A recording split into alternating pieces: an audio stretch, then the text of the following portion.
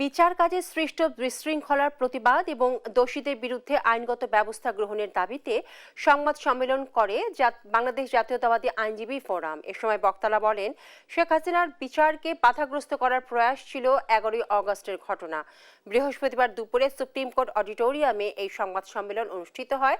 সংবাদ সম্মেলনে সংগঠনটির সভাপতি, প্রধান বিচারপতি এবং বার কাউন্সিল ও সুপ্রিম কোর্ট বার বরাবর 3 দফা দাবি জানিয়ে বলেন, পূর্ব পরিকল্পিতভাবে হট্টগোল সৃষ্টি করে বিচার কার্যের পরিবেশ বিঘ্নিত করেছেন সাবেক বিচারপতি খায়রুল হকের পক্ষের আইনজীবীরা।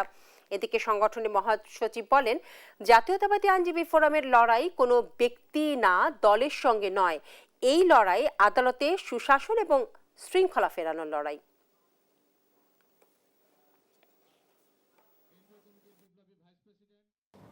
পূর্ব পরিকল্পিতভাবে হট্টগোল সৃষ্টি করে বিচার কার্যের পরিবেশ বিঘ্নিত করেছেন,